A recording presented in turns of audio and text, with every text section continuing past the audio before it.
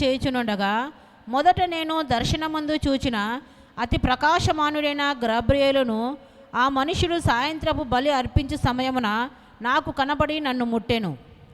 22 కూడా చదువు. అతడు నాతో మాట్లాడి ఆ సంగతి నాకు తెలియజేసి ఇట్లా, నేను దానియేలు, నీకు గ్రహింప శక్తి ఇచ్చుటకు నేను వచ్చి తిని.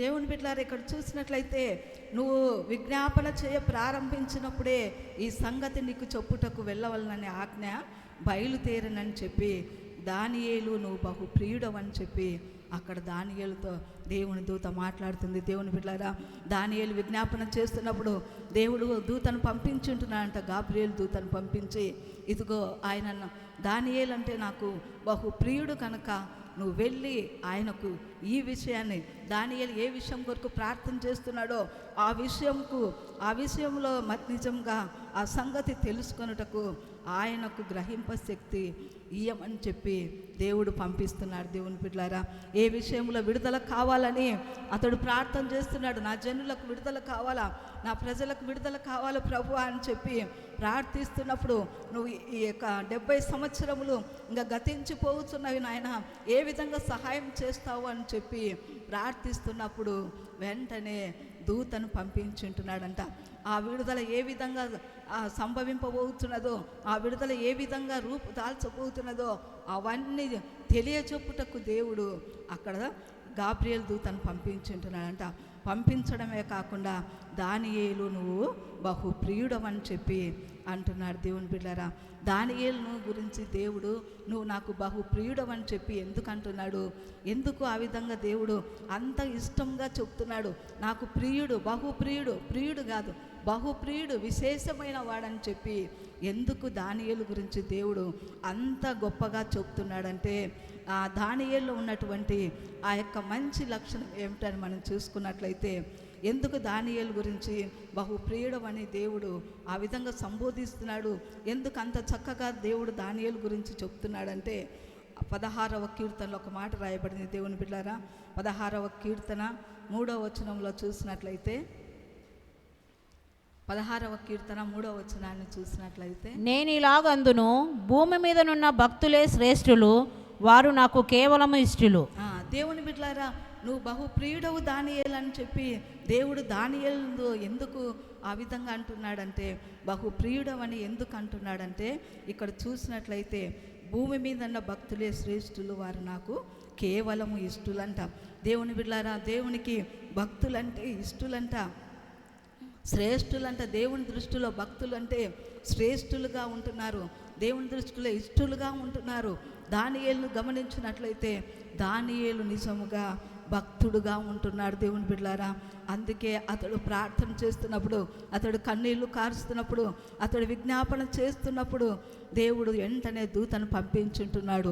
నువ్వు వెళ్ళు నా కుమారుని దగ్గరికి అని చెప్పి, అతడు నాకు బహు ప్రియుడుగా ఉంటున్నాడు కనుక నువ్వు ఈ యొక్క సంగతి తెలియచొప్పు అని చెప్పి, అతడు ఏ విషయంలో ప్రార్థన చేస్తున్నాడో దానికి జవాబు నువ్వు తెలియచొప్పు అని చెప్పి దేవుడు తన దూతను పంపించుంటున్నాడు. దేవుని బిడ్డలారా, నిజముగా ఈరోజు దానియేలు వలె మనము కూడా భక్తిలో ఉన్నట్లయితే, మనం ఏ విషయంలో కొరకు ప్రార్థన చేస్తున్నామో, దేవుని సన్నిధిలో అడుగుతున్నామో, దేవుడు చక్కగా దాన్ని మనకు తెలియచెప్తాడు. మనం అడిగేదానికి దేవుడు జవాబిచ్చుటకు దేవుడు సిద్ధంగా ఉంటున్నాడు. దేవుని బిడ్డలారా, దానియేలు ప్రార్థనను దేవుడు ఆలకించి ఆయన అడిగేదాన్ని దేవుడు ఆయనకు అనుగ్రహించిన రీతిగా ఈ దినమున మనము కూడా ప్రార్థన చేస్తున్నప్పుడు మన కష్టములు, మన బాధలు, మన సమస్యలు, కొన్ని ఇతరులకు చెప్పుకోలేని బాధలు ఉంటాయి.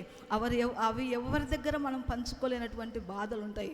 అయితే నిజముగా మనుషులు ఎవ్వరు అటువంటి వాటికి సహాయం చేయరు. కానీ అయితే మనము దానియేలు వలె ఉపవాసం ఉండి మన కష్టములు, మన బాధలు తీరిపోవుటకు దేవుని సముఖంలో మనం కూడా ప్రార్థించినట్లయితే దేవుడు మన కష్టాలకు, మన బాధలకు, మన సమస్యలకు దేవుడు విడుదల అనుగ్రహిస్తాడు. దేవుని బిడ్డలారా, మనకు జవాబు అనుగ్రహిస్తాడు.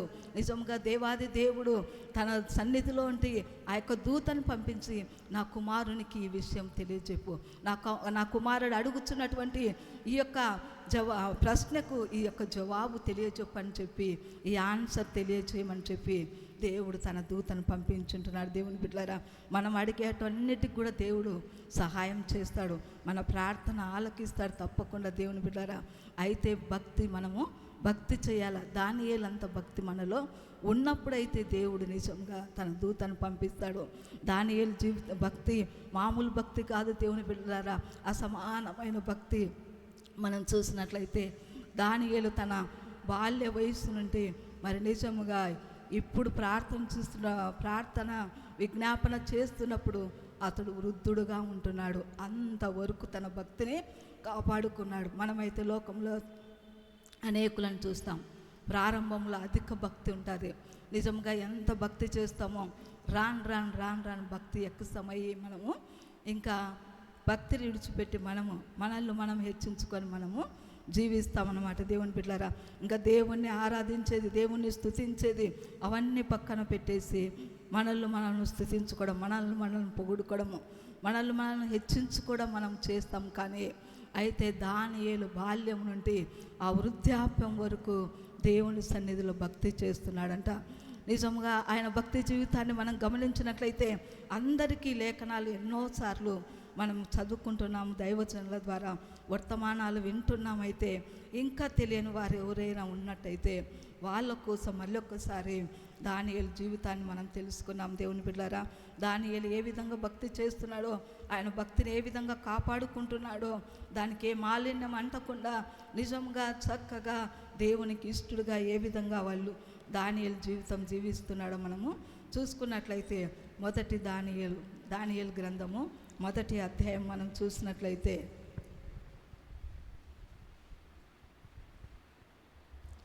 దానియేలు గ్రంథము 1వ అధ్యాయము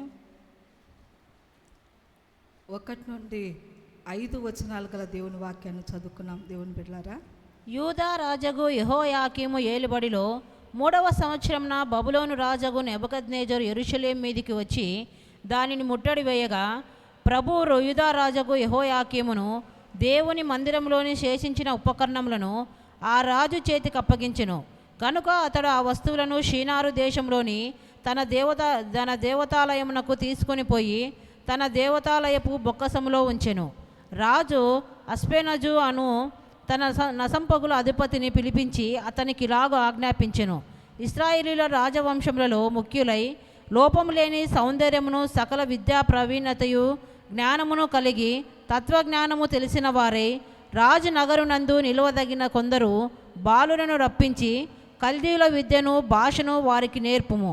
మరియు రాజు తాను భుజించు ఆహారంలో నుండి తాను పానము చేయు ద్రాక్షారసంలో నుండి అనుదిన భాగము వారికి నియమించి 3 సంవత్సరములు వారిని పోషించి పిమ్మట వారిని తన ఎదుట నిలవబెట్టినట్లు ఆజ్ఞ ఇచ్చెను.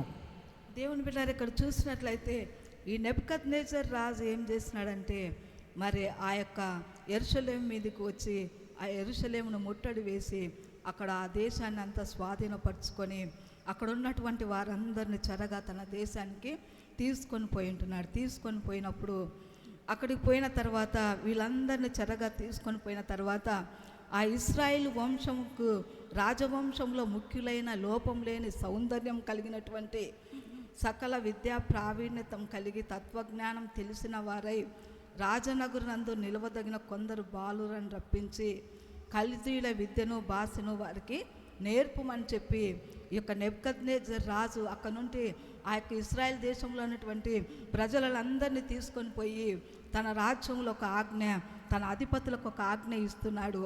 ఇదిగో ఈ ఇశ్రాయేల్ దేశంలో తీసుకొని వచ్చినటువంటి వీళ్ళలో ఈ బారులు చిన్నపిల్లలలో వీళ్ళందరినీ సౌందర్యం కలిగినటువంటి వారిని నిజముగా రాజనగరం యందు నిలవదగినటువంటి ప్రతి బిడ్డను ఎవరైతే ఈ యొక్క బిడ్డ బాగున్నాడని అనుకుంటారో వారందరినీ తీసుకొని వచ్చి వాళ్ళకు కల్దీయుల విద్యను నేర్పించమని చెప్పి ఆ విద్య నేర్పిస్తూ 3 సంవత్సరములు వాళ్ళకు విద్య నేర్పించి 3 సంవత్సరములు వాళ్ళకు తర్ఫీదు ఇచ్చి మరి నిజంగా వారికి ఏం చేయాలంటే నేను తినే ఆహారమును నేను భుజించే పానీయమును వారికి ఏర్పాటు చేయమన్నప్పుడు నిజంగా ఆ యొక్క ఇశ్రాయేల్ బాలులలో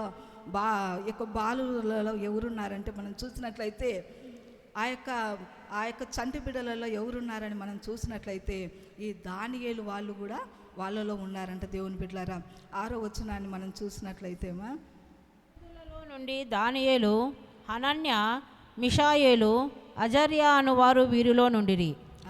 దేవుని బిడ్డలారా, ఆ యొక్క గుంపులో ఎవరున్నారంటే దానియేలు స్నేహితులను ముగ్గురు, దానియేలు స్నేహితులు ముగ్గురు, దానియేలు ఈ నలుగురు ఉన్నారంట. ఈ నలుగురు కూడా ఆ అధిపతికి అప్పగించినప్పుడు ఆ అధిపతి దగ్గర వీళ్ళు ఏం చెప్తున్నారంటే, దానియేలు చెప్తున్నాడు, అయ్యో ఈ రాజు తినే ఆహారమును, ఈ రాజు తినే సేవించే పానీయమును మనం సేవించినట్లయితే మనం అపవిత్రం అయిపోతామని చెప్పి వీటిని ముట్టుకోకూడదని చెప్పి ఆ యొక్క బాల్యంలోనే ఏం చేస్తున్నారంటే అవన్నీ మేము తీసుకోకూడదని చెప్పి ఆ అధిపతి దగ్గరికి పోయి వాళ్ళు వేడుకుంటున్నారు. ఆ అధిపతి దగ్గరికి వెళ్ళి వాళ్ళు అడుగుతున్నారనమాట. ఏమని అడుగుతున్నారంటే, మాకు ఆహారం వద్దు, రాజు తినే భోజనం వద్దు, రాజు తాగే పానీయం వద్దు, మాకేం వద్దని చెప్పి మాకు మామూలు సామాన్యమైనటువంటి ఆహారమును మాకు ఇవ్వమని చెప్పినప్పుడు ఆ అధిపతి భయపడిపోతున్నారు. ఎందుకంటే నేను ఈ విధంగా చేసినట్లయితే రాజుకు తెలిస్తే నా ప్రాణమే పోతుందని చెప్పి అక్కడ ఒప్పుకోలేనప్పుడు వాళ్ళు ప్రాధేయపడుతున్నప్పుడు, దానియేలు ప్రాధేయపడుతున్నప్పుడు ఆ యొక్క అధిపతికి నిజంగా వీరి మీద కటాక్షం కలిగి సరే అని చెప్తున్నాడు అనమాట. వాళ్ళు అంటున్నారు, అయ్యా 10 రోజులు మాకు ఆ యొక్క మేము అడిగిన ఆహారమే, మిగతా పిల్లలకందరికీ రాజు ఇచ్చేటువంటి ఆహారమే, ఈ 10 రోజులైన తర్వాత వాళ్ళను గమనించు, మమ్మల్ని గమనించు, రాజు తీసుకునేటువంటి భోజనం చేసేటువంటి వాళ్ళను చూడు, వాళ్ళ ముఖాలను చూడు, మేము అడిగినటువంటి ఆ శాఖ ధాన్యాదులు మాంసాహారము కానీ ద్రాక్షారసం కానీ మేము తీసుకోము, మామూలు ఆహారం మాకు పెట్టమని చెప్పి ఆ 10 రోజులు మమ్మల్ని వాళ్ళను పరీక్షించు, మేము అక్కడైతే మేమైతే చిక్కిపోయినట్లయితే, మేము నీరసపడిపోయినట్లయితే, మా ముఖాలు వికారంగా ఉన్నట్లయితే మళ్ళీ మాకు అది వద్దని చెప్పి అక్కడ ఆ అధిపతితో వీళ్ళు మాట్లాడుకుంటున్నారు. దేవుని బిడ్డలారా, మాట్లాడుకుంటున్నప్పుడు ఆ అధిపతి నిజముగానే వాళ్ళు అడిగినట్టే వాళ్ళకి ఏర్పాటు చేసి 10 రోజులైన తర్వాత వాళ్ళ ముఖాలను వీళ్ళ ముఖాలను చూసినప్పుడు ఈ యొక్క రాజు యొక్క ఆహారమును భుజిస్తున్నటువంటి ఈ యొక్క పిల్లల ముఖాలను,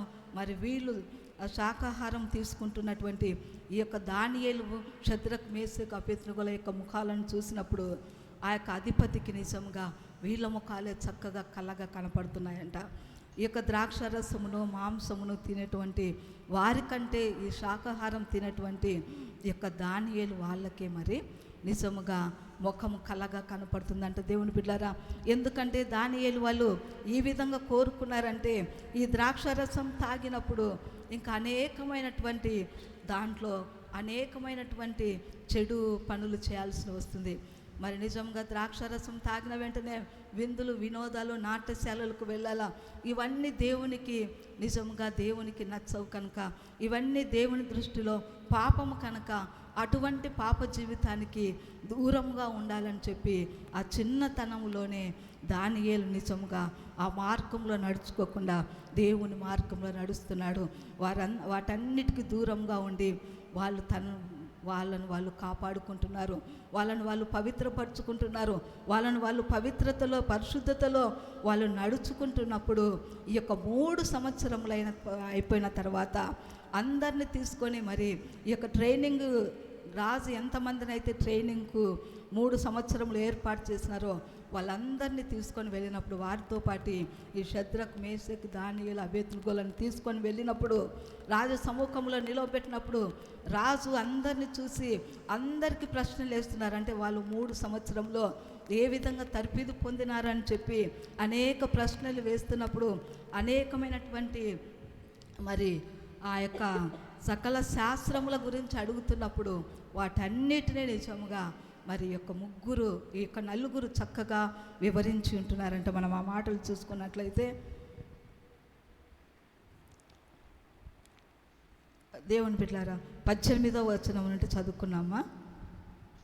నెబుకద్నెజరు తన సముఖమునకు వారిని తేవలనని ఆజ్ఞ ఇచ్చి నియమించిన దినములు కాగానే నపుంసకుల అధిపతి రాజు సముఖమున వారిని నిలవబెట్టెను. రాజు వారితో మాట్లాడగా వారందరిలో దానియేలు, హనన్య, మిషాయేలు, అజర్యా వంటి వారును కనబడలేదు గనుక వారే రాజు సముఖమున నిలిచిరి. రాజు వీరి యొద్ద విచారణ చేయగా జ్ఞాన వివేకముల సంబంధమైన ప్రతి విషయంలో వీరు తన రాజ్యమందంతటి నుండి శకునగాండ్ర కంటెను, గారడీ విద్య గల వారి అందరి కంటెను 10 అంతలు శ్రేష్ఠులని తెలియబడెను.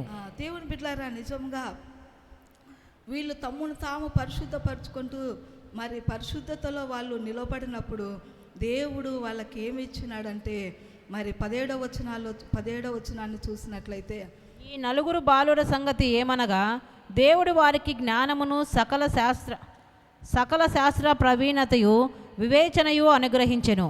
మరియు దానియేలు సకల విధములగు దర్శనములను స్వప్నభావములను గ్రహించి తెలివిగలవాడై ఉండెను. దేవుని బిడ్డలారా, వీళ్ళు ఎప్పుడైతే భక్తి చేయడానికి ఆ చిన్నతనంలోనే వాళ్ళు దేవుని సన్నిధిలో నిలబడాలా, దేవుని కోసం నిలబడాలా, మరి పరిశుద్ధ జీవితం జీవించాలని చెప్పి ఆ చిన్నతనంలోనే ఎప్పుడైతే వాళ్ళు నడుచుకోవడానికి ఇష్టపడినారో అప్పుడే దేవుడు ఏం చేస్తున్నాడంటే వాళ్ళకు నిజంగా వాళ్ళకు దేవుడు వారికి జ్ఞానమును సకల శాస్త్ర ప్రావీణ్యతయు వివేచనయు అనుగ్రహించి ఉంటున్నాడంట దేవుని బిడ్డలారా.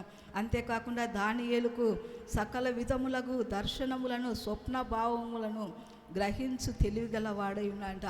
దేవుని బిడ్డలారా, అక్కడ ఉన్నటువంటి ఆ 3 సంవత్సరములు ఎంతమంది తర్ఫీదు పొందుతున్నారో ఆ బిడ్డల కంటే దేవుడు ఈ నలుగురికి జ్ఞానముని ఇచ్చి ఉంటున్నాడంట, సకల శాస్త్ర ప్రావీణ్యతని ఇచ్చి ఉంటున్నాడంట, వివేచన వరం ఇచ్చి ఉంటున్నాడంట. దేవుని బిడ్డలారా, నిజముగా మరి దేవుని కోసం నిలబడినప్పుడు దేవుడు వారిని ఉన్నత స్థానంలో ఆ దేశంలో నిలవబెట్టి ఉంటున్నాడంట. దేవుని బిడ్డలారా, అక్కడ చూసినప్పుడు నిజముగా అందరికంటే వీళ్ళే శ్రేష్ఠులుగా కనపడినప్పుడు దేవుడు నిజంగా రాజు ఏం చేస్తున్నాడంటే వాళ్ళను మరి ఇక్కడ చూసినట్లయితే వాళ్ళ రాజ్యంలో ఉండు తన రాజ్యం అంతట నుండి శకునగాండ్ర కంటేను గారడి విద్య గల వారందరికంటేను 10 అంతలు శ్రేష్ఠులని తెలియబడినంట.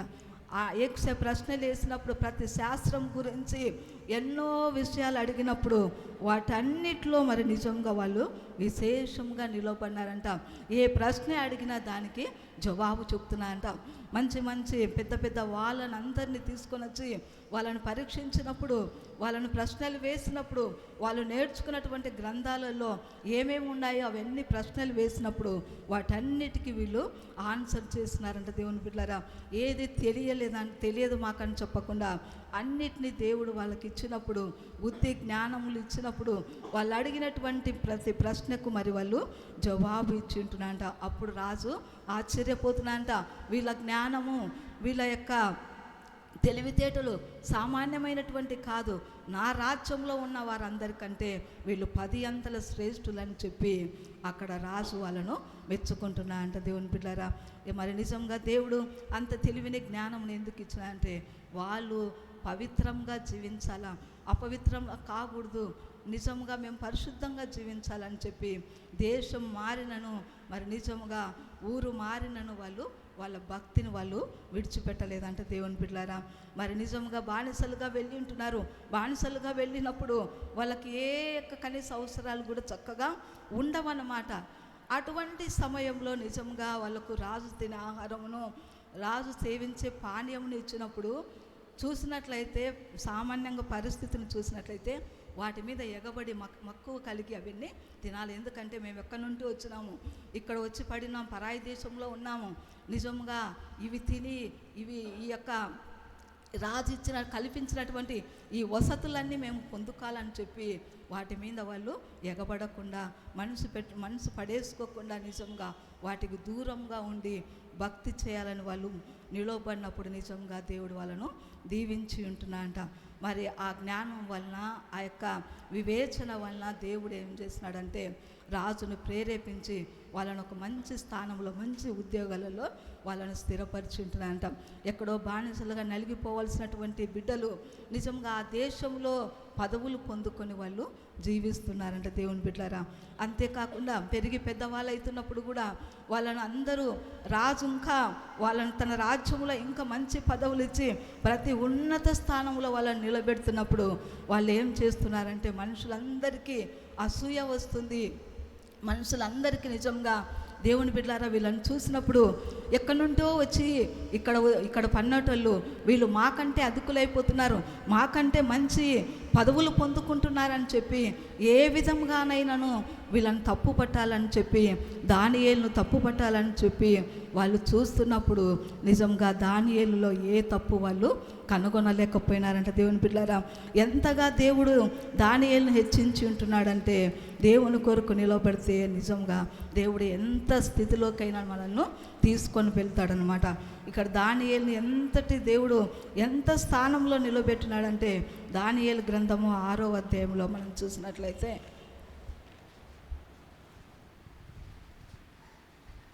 దానియేలు గ్రంథము 6వ అధ్యాయము 1, 2, 3 వచనాలు చదువుకున్నామా. తన రాజ్యమంతటిపైన అధిపతులుగా ఉండుటకై 120 మంది అధిపతులను నియమించుటకు దర్యావేషునకు ఇష్టమాయెను. వారిపైన 3 ప్రధానులుగా నియమించెను. ఆ 3 దానియేలు ముఖ్యుడు. రాజునకు నష్టం కలగకుండానట్లు ఆ అధిపతులు తప్పకుండా వీరికి లెక్కలు ఒప్పజెప్పవలనని ఆజ్ఞ ఇచ్చెను. ఈ దానియేలు అతి శ్రేష్టమైన బుద్ధి గలవాడై ప్రధానులలో అధిపతులలోనూ ప్రఖ్యాతి నొందిండెను గనుక రాజ్యమంతటి మీద అతని నియమింపవలనని రాజు ఉద్దేశించెను. దేవుని బిడ్డలారా, ఇక్కడ చూసినట్లయితే ఇంకా ఇంకా రోజు పై స్థానంలోకి అతడు వెళ్ళుతున్నాడు అన్నమాట. రాజుకి ఏమై అనిపించిందంటే, తన సంస్థానం మీద నిజంగా అధిపతులను నియమించాలని చెప్పి రాజుకు మరి ఇష్టమైనప్పుడు వారిపైన 3 ప్రధానులుగా నియమించానంట. ఆ 3లో దానియేలు ముఖ్యుడంట. అయితే ఈ యొక్క పదవిలో పెట్టినప్పుడు మరి ఆ పదవిని కూడా చక్కగా నిర్వర్తిస్తున్నప్పుడు అక్కడ ఉన్న వాళ్ళకందరికీ అసూయ కలుగుతుంది. ఎందుకంటే వీడు రోజుకు మరి ప్రఖ్యాతి నొందుతున్నాడు అని చెప్పి ఎట్టనైనా ఏదైనా తప్పు కనిపెట్టి రాజు ఎదుట అతన్ని దోషిగా నిలవబెట్టి అతన్ని పడగొట్టాలని చూస్తున్నారు. దేవుని బిడ్డలారా, పడగొట్టాలని చూస్తూ వాళ్ళు ఏం చేస్తున్నారంటే 4వ వచనాన్ని చదువుకున్నామా. అందుకు ఆ ప్రధానులను అధిపతులను రాజ్యపాలన విషయంలో దానియేలు మీద ఏదైనా ఒక నింద మోపవలనని ఉండి తగిన హేతువు కనిపెట్టుచుండిరి. కానీ దానియేలు నమ్మకస్తుడై ఏ నేరమైనను ఏ తప్పైనను చేయువాడు కాడు గనుక దానియేలులో తప్పైనను లోపమైనను కనుగొనలేకపోయిరి. దేవుని బిడ్డలారా, నిజంగా వీళ్ళందరికీ అసూయ కలిగి నిజంగా ఆయనను మరి ఏ తప్పైనను నేరమైనను కనిపెట్టాలని చూసినప్పుడు వాళ్ళకు ఏ తప్పు దానియేలులో కనపడలేదంట. ఏ యొక్క లోపం దానియేలులో కనపడలేదంట. దేవుని బిడ్డలారా, ఎందుకంటే నిజంగా నమ్మకమైన వారికి మెండైన దీవెనలని సెలవిచ్చి సామెతల గ్రంథంలో రాసినట్టు నిజంగా నమ్మకంగా ఉండటం బట్టి దేవుడు మెండుగా అతన్ని దీవిస్తున్నాడు. మరి రోజుకు అతడు నిజంగా అతని పదవికి ఇంకా పవర్ వస్తున్నప్పుడు, ఇంకా అధికారం ఎక్కువైతున్నప్పుడు ఈ యొక్క రాజ్యంలో ఉన్న వాళ్ళు సహించలేకపోతున్నారు. తప్పు కనిపెట్టాలని చూస్తున్నప్పుడు ఏ తప్పు కనిపెట్టలేకపోయినారంటే దేవుని బిడ్డలారా, తన దేవుని దగ్గర నమ్మకంగా ఉంటున్నాడు. తను ఉద్యోగం చేస్తున్నటువంటి స్థలంలో నమ్మకంగా ఉంటున్నాడు. దేవుని బిడ్డలారా, అంతేకాకుండా దానియేలు మళ్ళీ మంచి ప్రార్థన పరుడుగా ఉంటున్నాడు. పదవి హెచ్చిన కొద్దీ మరి నిజంగా దేవుణ్ణి విడిచిపెట్టలేదు. మనం బిజీ అయ్యే కొద్దీ లోకరీతిగా మనం గమనించినట్లయితే మనం ఎంత బిజీ అవుతామో అంత దేవునికి తక్కువ సమయాన్ని కేటాయిస్తుంటామంట. ఎందుకంటే నాకు ఇంకా సమయం లేదని చెప్పి మనము అనుకుంటా ఉంటాము. అయితే అతడు ఎంత ఉన్నత స్థానంలో ఎక్కుతా ఉన్నాను, పై స్థానంలో అతడు దేవుడు నిలబెడుతున్నాను, మరి దేవుడు ఆశీర్వదిస్తున్నాను, అంత బిజీగా ఉంటున్నాను, ఒక అధికారిగా ఉంటున్నాను, మరి రాజుకు ముఖ్యుడిగా ఉంటున్నాను, ఎంతో విస్తారమైన పని రాజ్యభారము అతని మీద ఉంటున్నాను. అతడు ఏం చేస్తున్నాడంటే తన దేవునికి ఇచ్చే సమయాన్ని ఎంత మాత్రం అతడు తగ్గించుకోలేదు. దేవుని బిడ్డలారా, నాకు ఇంత టైం లేదు కదా అని చెప్పి అతడు దేవుని సన్నిధిలో ప్రార్థించటం మానలేదు. దినమునకు 36 అతడు ప్రార్థన చేస్తున్నాడంట. అతడు నిజంగా తన పని అంతా చూసుకుంటున్నాడు. తన దేవునికి ఇచ్చే సమయాన్ని అతడు కేటాయించుకుంటున్నాడు. తన ప్రార్థన జీవితానికి, తన విజ్ఞాపన చేసే సమయానికి ఆటంకం కలగకుండా ఆ యొక్క సమయానికి దేవునికి ఇచ్చే సమయాన్ని దేవునికి కేటాయిస్తూ తన యొక్క పని బాధ్యతలన్నీ చక్కగా నిర్వర్తిస్తున్నాడంటే దేవుని బిడ్డలారా. అందుకే 36 అతడు దేవుడు ఎంత పని భారం ఇచ్చినను ఆ పని భారాన్ని బట్టి మరి ప్రార్థనను నిర్లక్ష్యం చేయకుండా ఎంత ఆ అధికారాన్ని ప్రేమిస్తున్నాడో అంతకంటే ఎక్కువగా దేవుణ్ణి ప్రేమించుటను బట్టి అందుకే దానియేలు దేవునికి ప్రియుడుగా ఉంటున్నాడు. నువ్వు బహు ప్రియుడవు దానియేలు అని చెప్పి దేవుడు అతనికి మాట్లాడుతున్నాడు. దేవుని బిడ్డలారా, మనం నిజంగా ఈ విధంగా మనము ప్రార్థన జీవితం కలిగినట్లయితే, మనం ఈ విధంగా భక్తి జీవితం మనము చేసినట్లయితే, మరి దానియేలు వలె మనము కూడా దేవునికి ఇష్టలుగా ప్రియులముగా ఉంటామంట.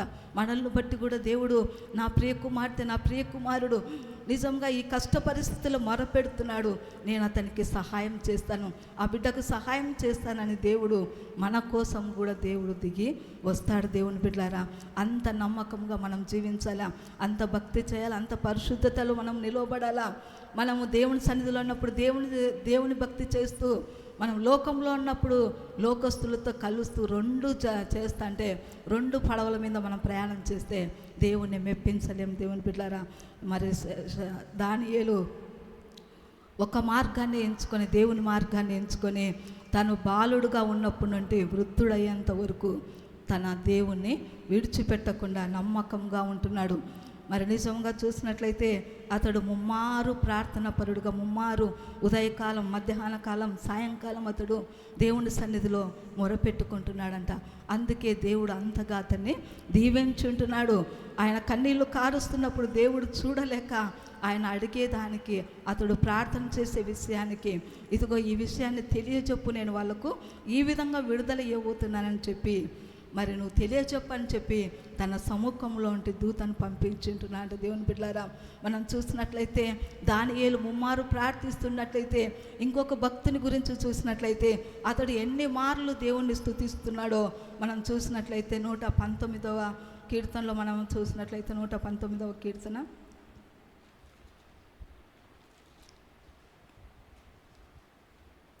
119వ కీర్తన 164వ వచనాన్ని చదువుకున్నామా.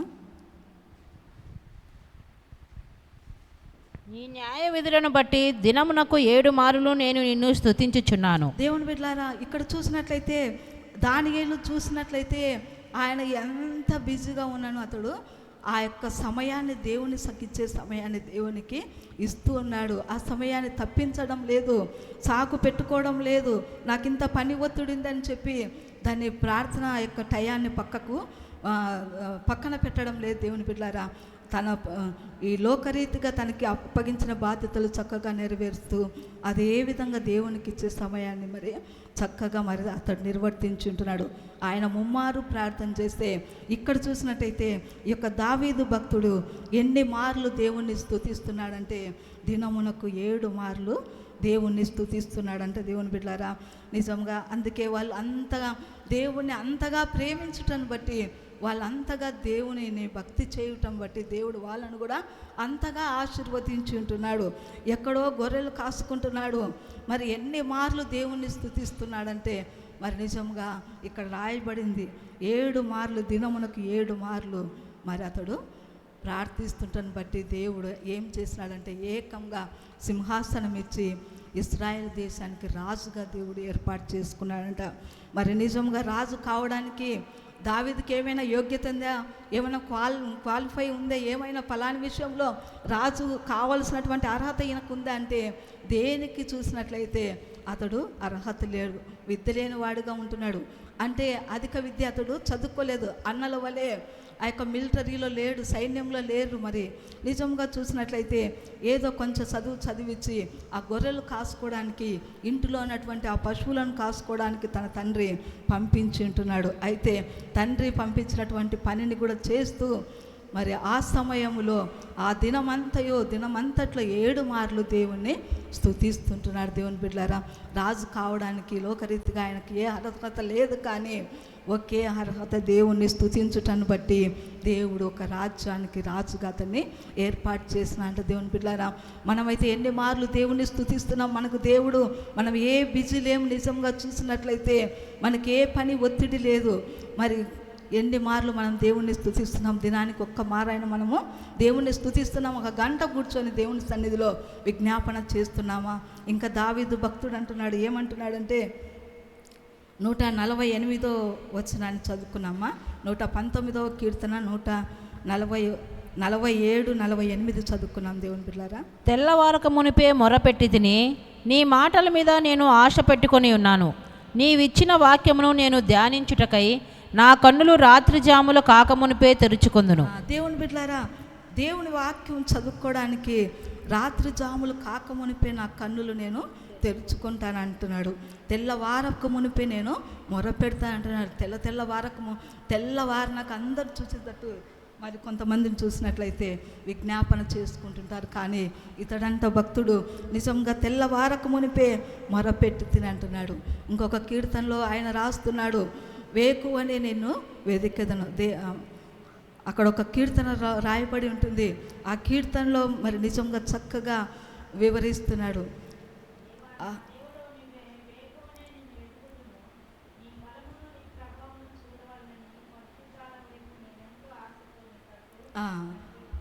దేవుని బిడ్డలారా, వేకువనే దేవుణ్ణి చూడాలని అతడు వేకువనే దేవుణ్ణి వెతుకుతున్నాడంట. ఇంకొక కీర్తనలో చూసినట్లయితే అక్కడ ఏమని రాయబడిందంటే, ఉదయమున నా ప్రార్థనను నీ సన్నిధిని సిద్ధం చేసి కాచి ఉందును అంటున్నాడు.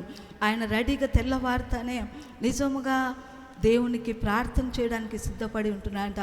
మనం ఎవరినైనా కలుసుకోవడానికి సిద్ధంగా వెళ్ళి ఫలానా టయానికంటే ఖచ్చితంగా మనము ఇతరులను కలుసుకోవడానికి ఆ టైం ప్రకారం చెప్పిన దానికంటే ముందు పోతాం. అయితే ఇక్కడ చూసినట్లయితే దావీదు మనుషుల కోసం కాదంట, ఎవరి కోసం కనిపెట్టుకుంటున్నాడంటే, ఎవరి కోసం సిద్ధపడి ఆయన ఎవరి కోసం నిలవబడి ఉంటున్నాడంటే దేవుని సన్నిధిలో ప్రార్థన చేయడానికి ఆయన సిద్ధపడి ఉంటున్నాడంట.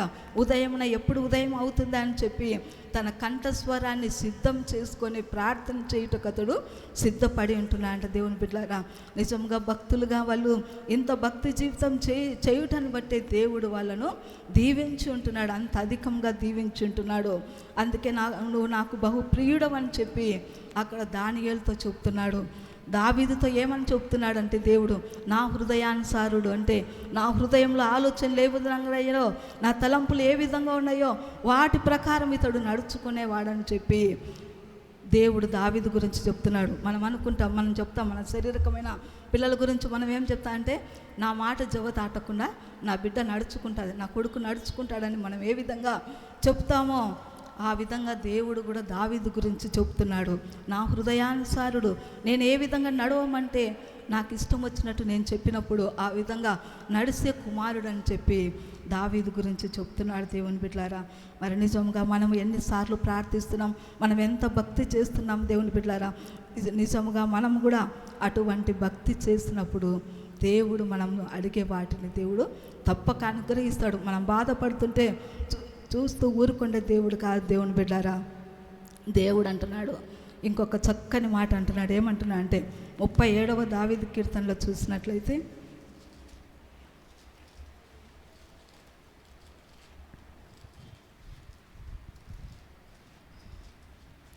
37వ దావీదు కీర్తన 28వ వచనాన్ని చదువుకున్నామా. ఏలయనగా యెహోవా న్యాయమును ప్రేమించువాడు, ఆయన తన భక్తులను విడువడు. వారెన్నటెన్నటికి కాపాడబదురు గాని భక్తిహీనుల సంతానము నిర్మూలమగును. దేవుని బిడ్డలారా, ఇక్కడ చూసినట్లయితే 37వ కీర్తనలో 28వ వచనంలో మనం చూసినట్లయితే, ఆయన తన భక్తులను విడువడు, వారు ఎన్నటెన్నటికి కాపాడబడతారంట. దేవుని బిడ్డలారా, భక్తి చేస్తున్నటువంటి బిడ్డలనంట దేవుడు విడిచిపెట్టాడంట.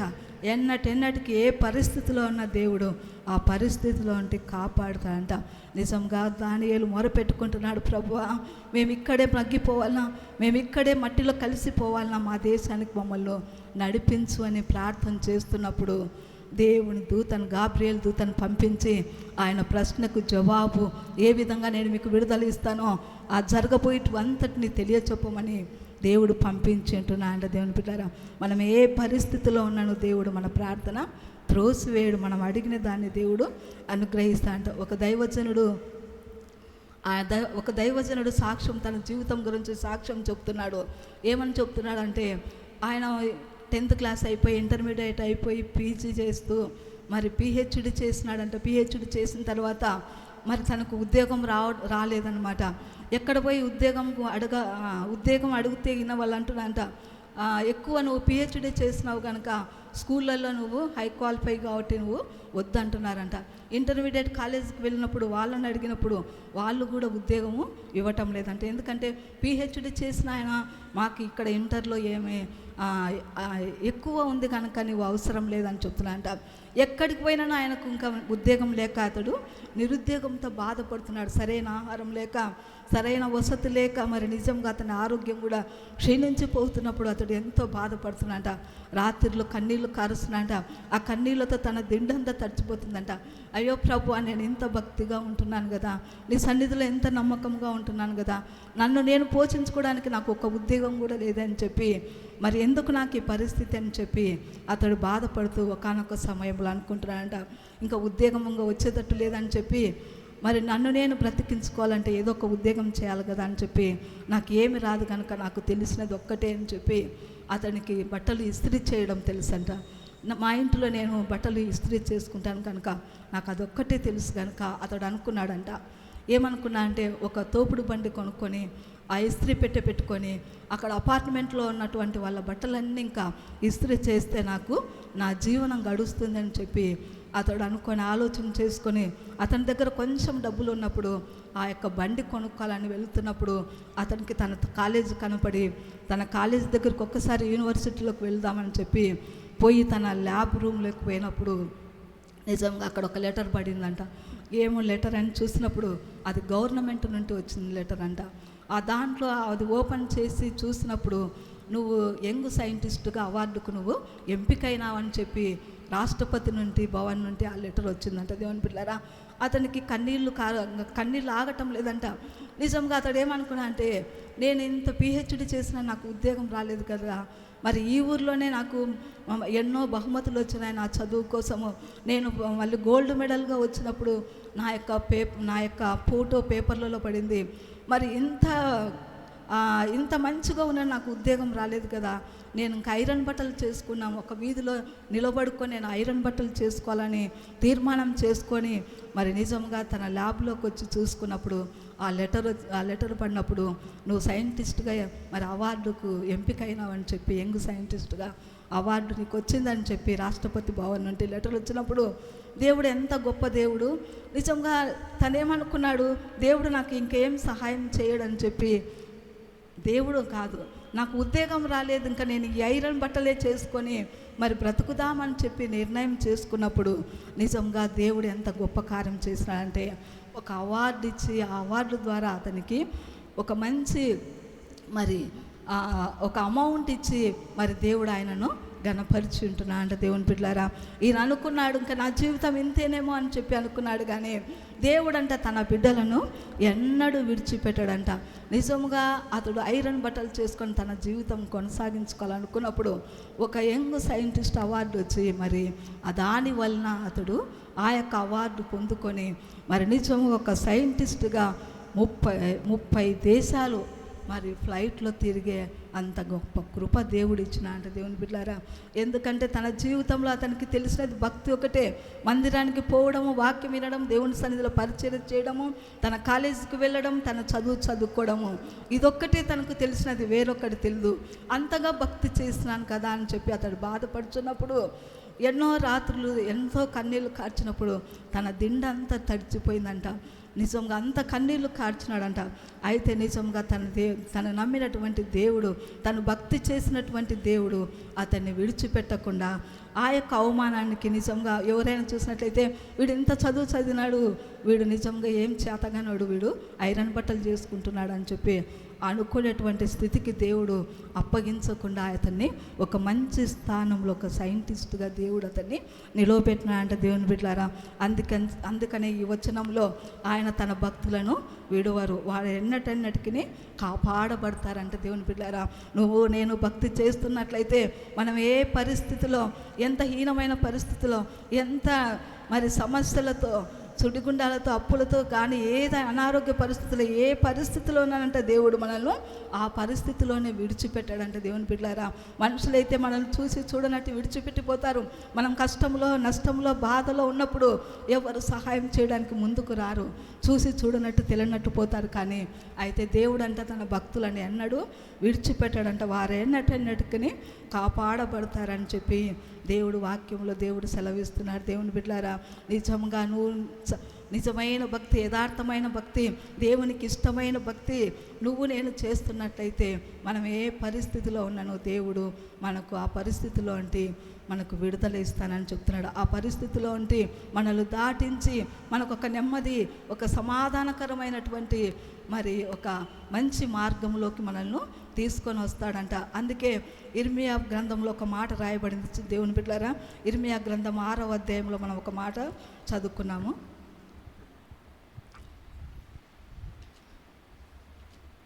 ఇర్మియా గ్రంథము 6వ అధ్యాయము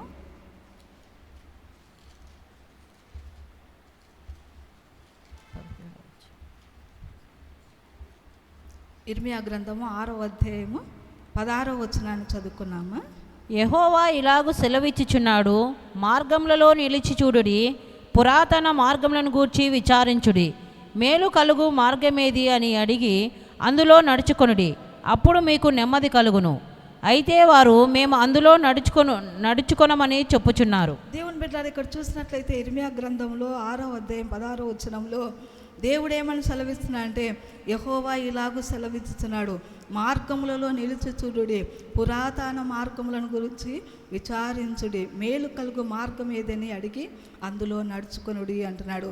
దేవుని బిడ్డలారా, పురాతన మార్గములను గురించి విచారించుడని చెప్పి దేవుడు సెలవిస్తున్నాడు.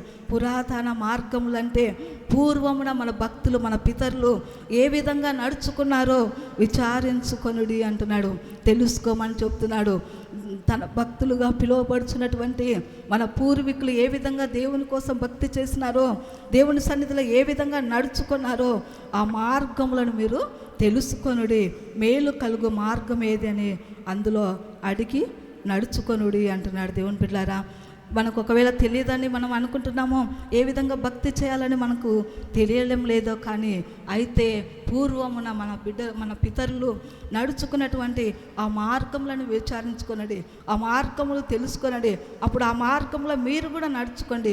నడుచుకున్నప్పుడు మీకు నెమ్మది కలుగుతుంది, మీ జీవితాలకు సమాధానం కలుగుతుంది, సంతోషం కలుగుతుంది అని చెప్పి దేవుడు సెలవిస్తున్నాడు. దేవుని బిడ్డలారా, మన పూర్వీకులు మనం చూసినట్లయితే అబ్రహాం మొదలుకొని ఎంతోమంది, మరి కొత్త నిబంధనలో పౌలు, మరి భక్తుల వరకు మనం ఎంతోమంది భక్తులను గురించి చదువుకున్నప్పుడు, తెలుసుకున్నప్పుడు వాళ్ళలో గొప్ప గొప్ప విషయాలు దేవుడు వాళ్ళ ద్వారా మనకు నేర్పించి ఉంటున్నాడు. అవి నేర్చుకున్నామనుకో, నిజంగా అవి తెలుసుకోమని దేవుడు సెలవిస్తున్నాడు.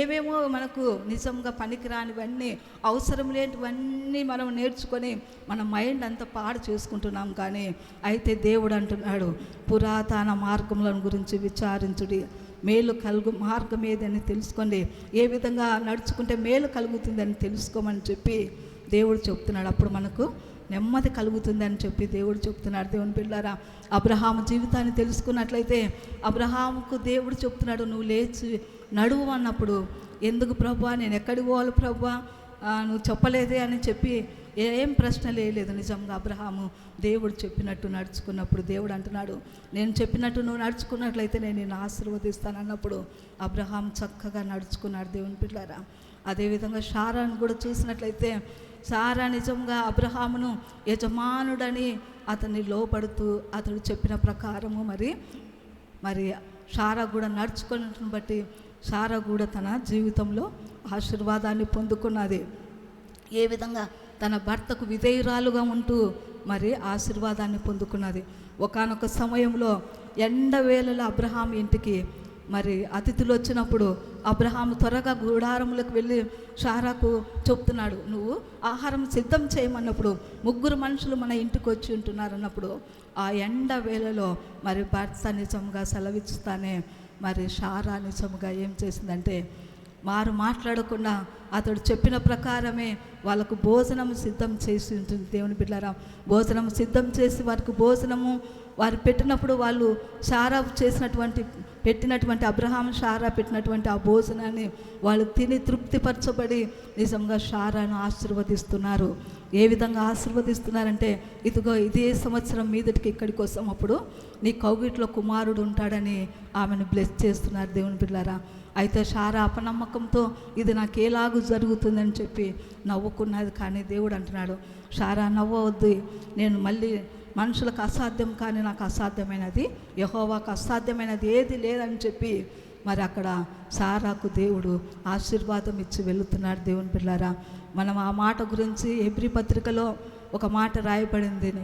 ఏమని రాయబడిందంటే హెబ్రీ పత్రికలో 13వ అధ్యాయంలోనూ చక్కగా ఒక మాట రాయబడింది.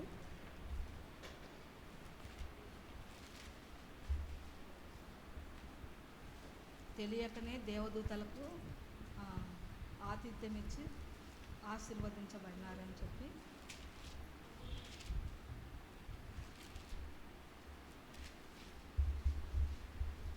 13వ అధ్యాయము హెబ్రీయులకు రాసిన పత్రిక 13వ అధ్యాయము 1వ వచనాన్ని చదువుకున్నాము. సహోదర ప్రేమ నిలవరముగా ఉండనీయుడి, ఆతిథ్యము చేయ మరవకుడి, దాని వలన కొందరు ఎరుగకయే దేవదూతలకు ఆతిథ్యము చేసిరి. దేవుని బిడ్డల నిజంగా ఆతిథ్యం చేయ మరవకుడి, దానివల్ల కొందరు ఎరగకయే దేవదూతలకు ఆతిథ్యం చేసిరి అంట. నిజంగా షారాకు అబ్రహాంకు తెలుదు ఆ ఇంటికి వచ్చినటువంటి వాళ్ళు దేవుని దూతలని తెలుదు, మరి ఇంటికి వచ్చినటువంటి అతిథులని చెప్పి వాళ్ళకు చక్కగా మరి ఆతిథ్యం చేసినప్పుడు వాళ్ళు దీవెనలు పొందుకున్నారు. దేవుని బిడ్డలారా, అందుకే ఒక మాట ఇంకా రెఫరెన్సులు చెప్తా ఉంటే కదా మరి టైం అయిపోయింది. ఇంకొక మాట 2 మాటలు చెప్పి నేను ముగిస్తాను. ప్రసంగి గ్రంథంలో 11వ అధ్యాయంలో ఒక మాట రాయబడింది. ప్రసంగి గ్రంథము 11వ అధ్యాయము 1వ వచనాన్ని చదువుకున్నాము. నీ ఆహారమును నీళ్ల మీద వేయము, చాలా దినములైన తర్వాత అది నీకు కనబడును.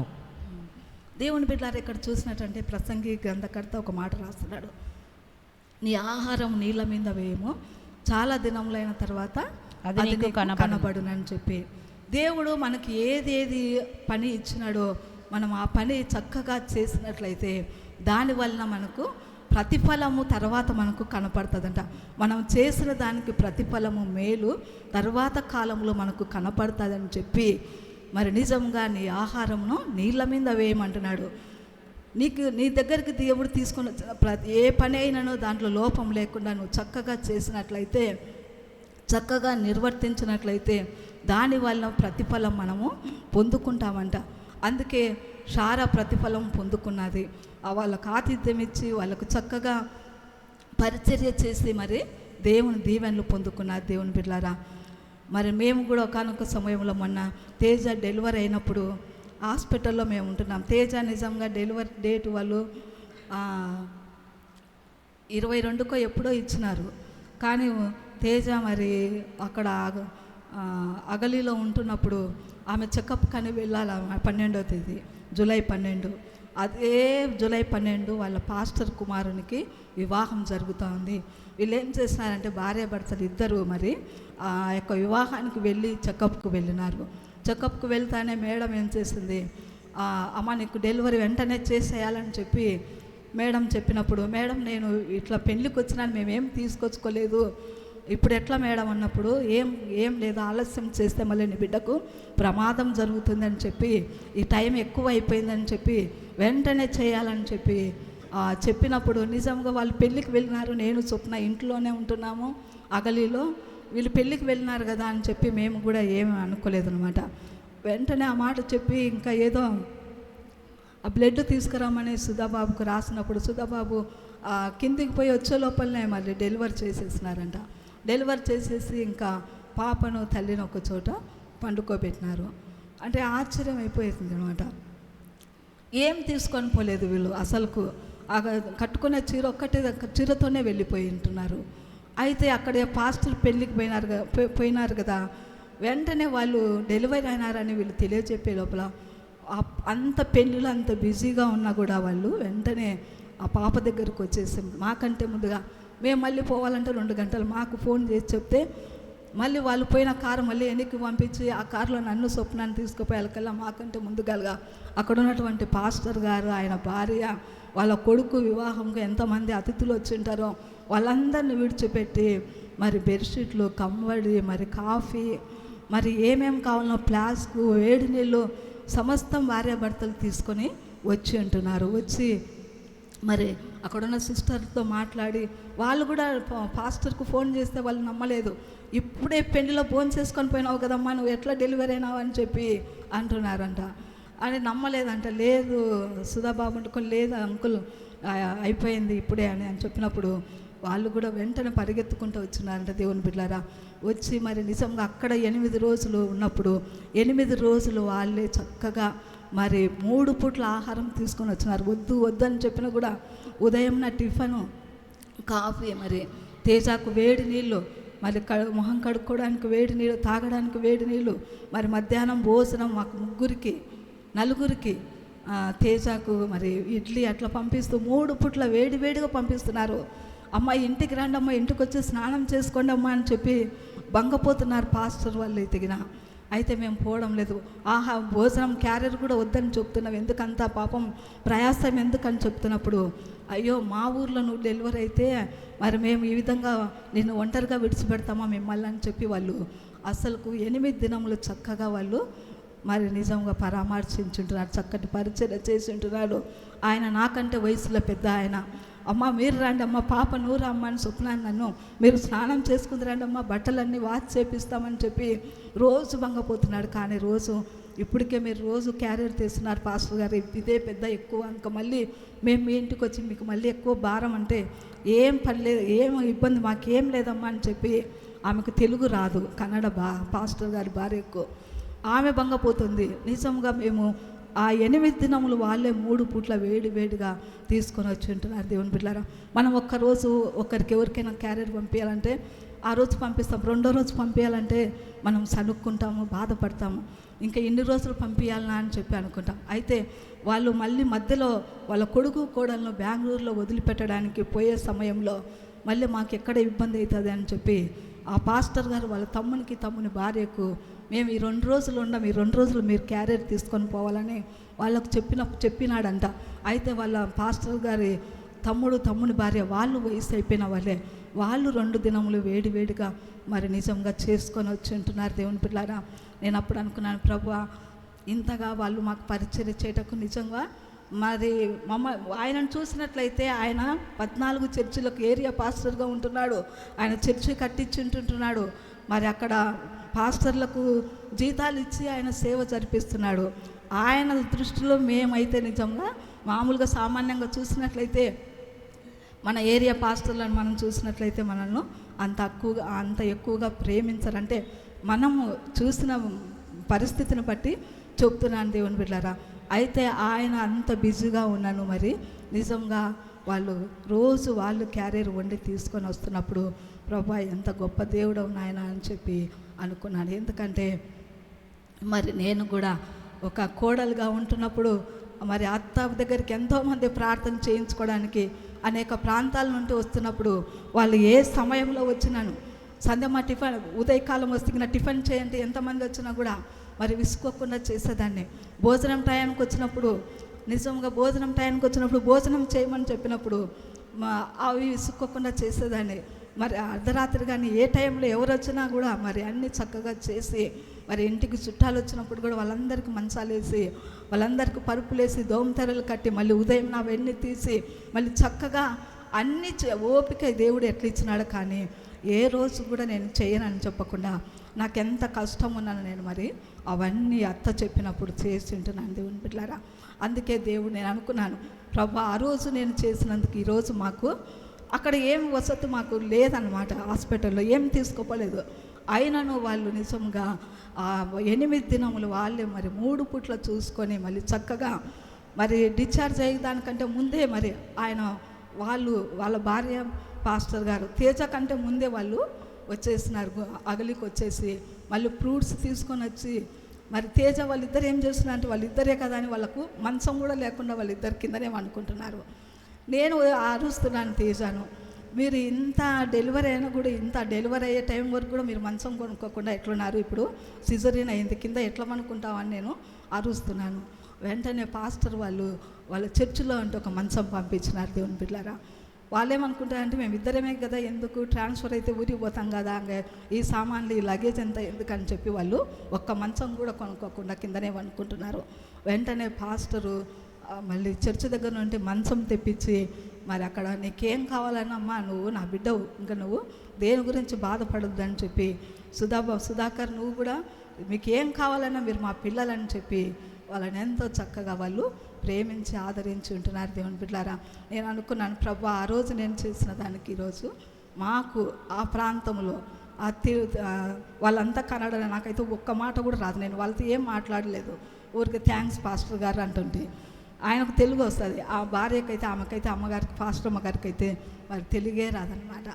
అయితే అంత చక్కగా మళ్ళీ చూసినారు దేవుని బిడ్డలారా. అందుకే నీ ఆహారమును నీళ్ళ మీద వేయము, అది ఒక దినంన నీకు కనబడుతుంది అని చెప్పిన రీతిగా మనకు దేవుడు మన ఎదుటకు తెచ్చినటువంటి ఏ పరిచర్య కానీ మనము నమ్మకంగా లోపం లేకుండా చేసినట్లయితే దానికి ప్రతిఫలం దేవుడు ఖచ్చితంగా దేవుడు ఇస్తాడు. దేవుని బిడ్డలారా, అందుకే దేవుడు అంటున్నాడు, పురాతన మార్గములను మీరు విచారించుడి, మేలు కలుగు మార్గం ఏదో అని తెలుసుకొని అందులో నడుచుకొనుడు. అంటే మన పూర్వీకులు నిజంగా మన పితరులు నడుచుకున్నప్పుడు, వాళ్ళ భక్తి జీవితాన్ని మనం అర్థం చేసుకున్నప్పుడు, ఆ మార్గంలో మనం కూడా నడుచుకున్నప్పుడు మనం దీవించబడతామని చెప్పి అక్కడ రాయబడింది. దేవుని బిడ్డలారా, హాగర్తో కూడా దేవుడు చెప్తున్నాడు, నువ్వు వెళ్ళి, ఆమె తప్పించుకొని పారిపోతుంది, ఇంకా నాకు వద్దు, ఈ జీవితం వద్దు, ఈ యొక్క శారా పెట్టే ఆ యొక్క బాధ నేను తట్టుకోలేనని చెప్పి పారిపోతున్నప్పుడు దేవుడు ఆమెను కలుసుకొని, నువ్వు ఆమె చేతి కింద అణిగి మణిగి ఉండు, ఆమె చెప్పినట్టు నడుచుకో, ఆమెకు విధేయురాలుగా ఉండు అని చెప్పి దేవుడు చెప్పినప్పుడు, నువ్వు ఆ విధంగా చేసినట్లయితే నేను నిన్ను ఆశీర్వదిస్తానన్నప్పుడు వెంటనే మాట్లాడకుండా హాగరు వెళ్ళింది. దేవుని బిడ్డలారా, అందుకే ఆమె సంతానాన్ని దీవించినాడు.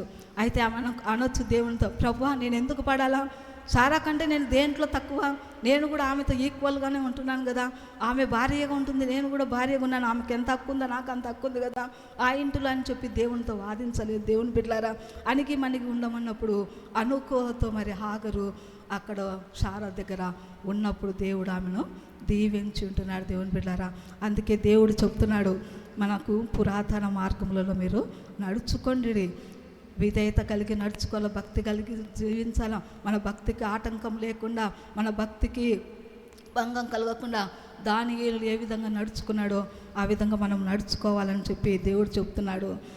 ఇంకా 17వ వచనాన్ని చదువుకున్నామా, దానియేలు గ్రంథము 6వ అధ్యాయము 17వ వచనాన్ని. వారు ఒక రాయి తీసుకొని వచ్చి ఆ గృహ ఇర్మియా గ్రంథము 6వ అధ్యాయము 17వ వచనము. ఇర్మియా గ్రంథము 6వ అధ్యాయము 17వ వచనము.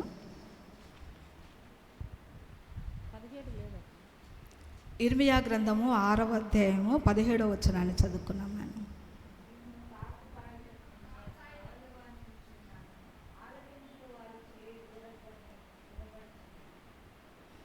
చదువునాను. అయితే మేము వినమని వారు అనుచున్నారు, మిమ్మును కాపు కాయుటకు నేను కావలి వారిని ఉంచి ఉన్నాను, ఆలకించుడి, వారు చేయు బూరధ్వని వినబడుచున్నది. దేవుని బిడ్డలారా, దేవుడు అంట, మిమ్మును కాపు కాయుటకు నేను కావలి వారిని నియమించున్నాను, ఆలకించుడి, వారు చేయు బూరధ్వని వినబడుచున్నది. దేవుడు అంట మన కోసము దేవుడు అనేక మంది కాపర్లను దేవుడు మనకు ఏర్పాటు చేసిన అంట. ఆ కాపర్ల ద్వారా బూర ఊదిస్తున్నాడంట దేవుడు. ఆ బూర వాళ్ళు ఊదుతున్నప్పుడు వాళ్ళు ఏమని సెలవిస్తున్నారో, ఏమని మనకు దేవుని విషయాలు చెప్తున్నారో, మన కాపర్లు మనకి ఏమని బోధిస్తున్నారో ఆ మార్గంలో మనం నడుచుకున్నట్లయితే మనకు నెమ్మది కలుగుతుందంట. దేవుని బిడ్డారా, మనకు ఏర్పాటు చేసినటువంటి మన కాపర్లు ఏం చెప్తున్నారో ఆ బోధలో మనం చక్కగా నడుచుకున్నట్లయితే, ఆ బోధకు మనం విధేయులమైనట్లయితే, ఆ బోధకు మనల్ని మనం అప్పగించుకున్నట్లయితే దేవుడు మనకు నెమ్మది సమాధానం ఇస్తాడంట. ఆ యొక్క పితరులు నడుచుకున్న మార్గములలో మనం నడుచుకోవడానికి ముందుకు వచ్చినట్లయితే దేవుడు మనకు నెమ్మది కలుగ చేస్తానని చెప్తున్నాడు. కనుక ఆ మార్గంలో నడుచుకొని విధేయులమయ్యి, హాగరు వలె విధేయులమై దేవుని దీవెనలు పొందుకున్నాము. దేవుడి కొద్ది మాటలు దీవించి ఆశీర్వదించునుగాక. ఒక పాట పాడుచుండగా దేవుని సేవ నిమిత్తమై కానుకలు వేయబడుతుంది.